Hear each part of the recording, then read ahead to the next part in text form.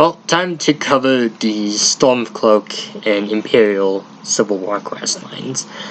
Well, I had said that, these quests were actually among two of my lists. And, I still think the Stormcloak questline is one of the worst quests in the game. Not really too much of a fan of the Imperial questline anymore. In fact, a lot of questlines I've kind of taken a look at really on ones I really enjoy as much. And this one, as well as the Companions questline, are two that I'm kind of mixed on now. Well, so I'm going to be covering both these quest lines, as they're pretty much the exact same. So, obviously, I'll be talking about what happens in both of them, so let's get into the quest review.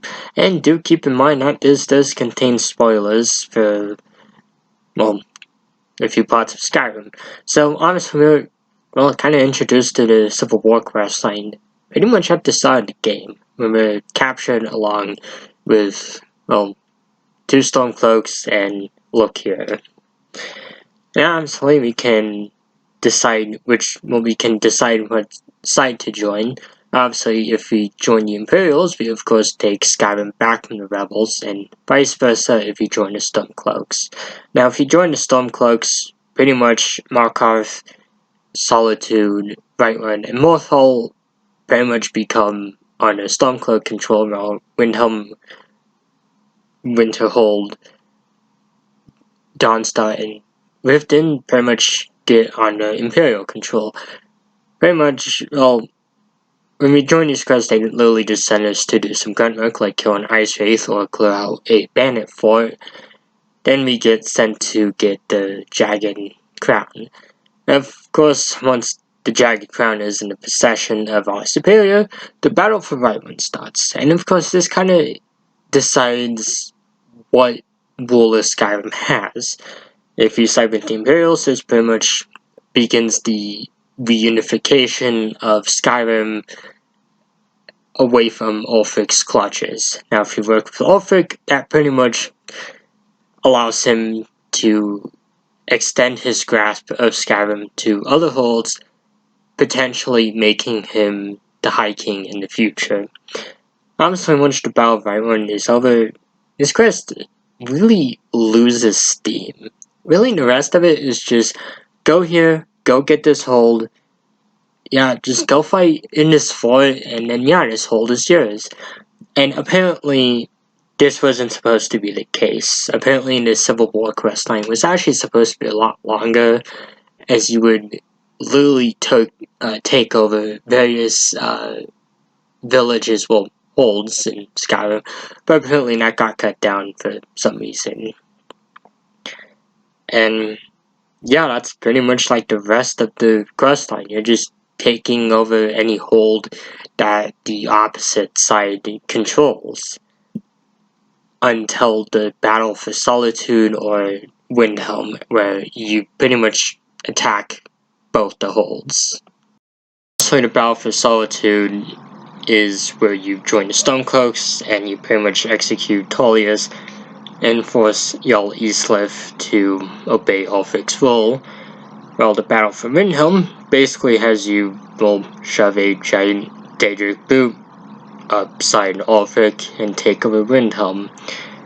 And of course, once both these quests are completed, Skyrim does kind of go through a permanent change. Obviously, the rebel Jarls or Jarls loyal to the Empire kind of will be replaced. And, in my opinion, the Imperial side kind of turns out a lot better, except for Riften. Riften, stays, horrible. In fact, actually, Riften gets worse under Imperial control because of Maven. But if the Stormcloaks win, Skyrim kind of seems like it would become a far worse place. Yeah, sure, they get Talos back, but, it's blatantly obvious that Ulfric really didn't do this entirely for worship of the Ninth Divine, but just so he could extend his power. So, I guess for my thoughts on these two quest lines, and do I recommend them? Honestly, if you're trying to 100% Skyrim, I would recommend them. And I guess if you're playing as a morally good character, I would probably have to say the Imperial side is the better version, as despite what happens to Riften, the other Jarls kind of don't seem to be in it for their own gain.